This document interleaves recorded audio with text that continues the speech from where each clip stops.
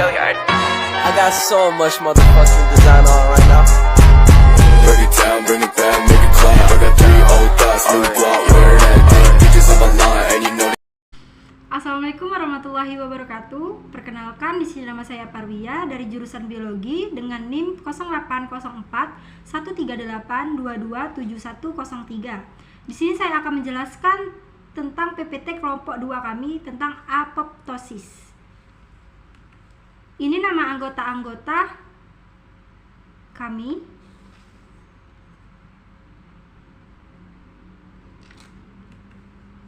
Nah, ini tentang pengertian apoptosis. Pasti kalian bakal pengen tahu gitu kan, apa sih apoptosis itu? Apoptosis itu merupakan salah satu proses yang penting karena apoptosis tidak hanya menggambarkan patogenesis suatu penyakit, namun dia tuh mencakup segala penyakit yang ada di diri kita.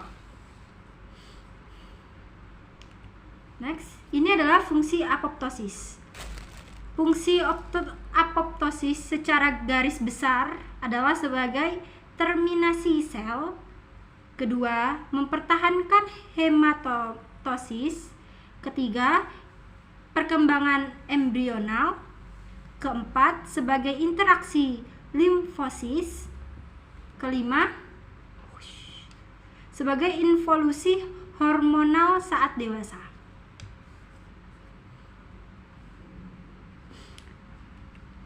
Di sini ada apoptosis vs nekrosis. Proses apoptosis berbeda dengan narkosis. Nah, narkosis itu merupakan kematian sel yang terjadi pada organisme hidup yang dapat disebabkan oleh injuri maupun infeksi. Namun, kalau apoptosis itu penyakit yang disebabkan dari membran plasma menjadi rupture. Ini adalah proses apoptosis.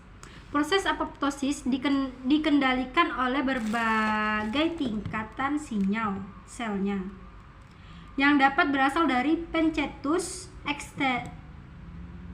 ekstrinsik maupun intrinsik, yang termasuk pada sinyal intrinsik antara lain hormon, faktor pertumbuhan, interaksi, nitrik oksida, dan cytokine. Semua sinyal tersebut harus dapat menembus membran plasma ataupun transduksi untuk dapat menimbulkan respons.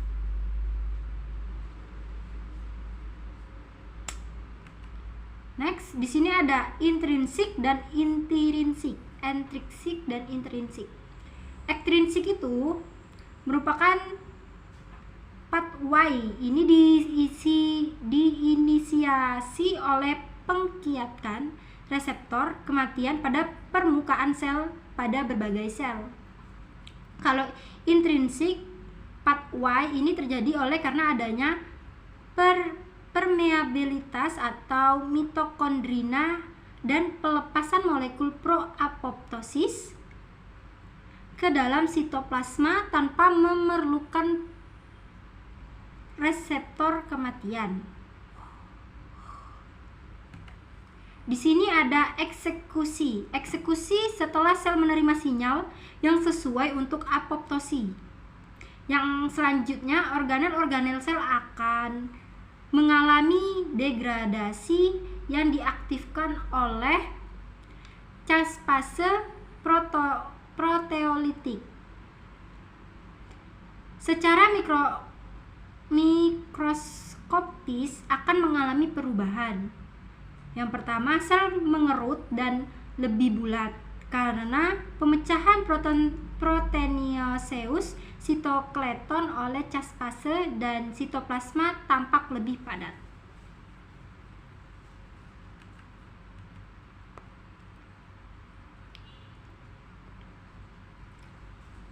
Ini adalah efek pada proses apoptosis.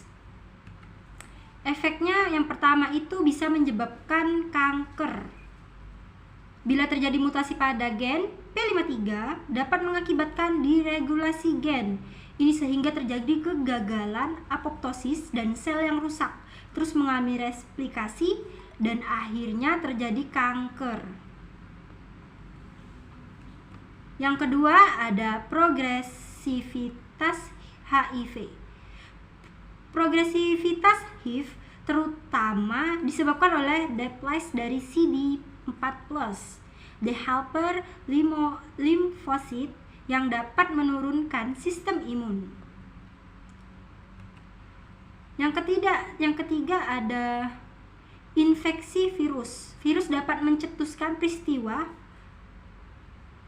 apoptosis melalui berbagai mekanisme. Yang pertama ada peningkatan reseptor. Yang kedua ada aktivasi protein kinase R. Yang ketiga ada interaksi dengan P53. Yang keempat ada ekspresi dari protein virus yang bergabung dengan MHC protein pada permukaan sel yang terinfeksi, menyebabkan pengenalan oleh sel pada sistem imun. Pada kebanyakan virus dihubungkan dengan terjadinya kanker. Oleh karena itu, virus ini mencegah sel untuk apoptosis antara lain beberapa human papilloma virus HPV dihubungkan dengan Cacchione-Crattis cervix uteri karena virus ini menghasilkan protein E6 yang dapat berikatan dan menyebabkan inaktivasi promoter P53 untuk apoptosis. Oke, sekian dari presentasi PPT yang sudah saya jelaskan. Bila ada kata yang salah saya mohon ampun. Kepada Allah juga saya mohon ampun. Saya akhiri. Wassalamualaikum warahmatullahi wabarakatuh.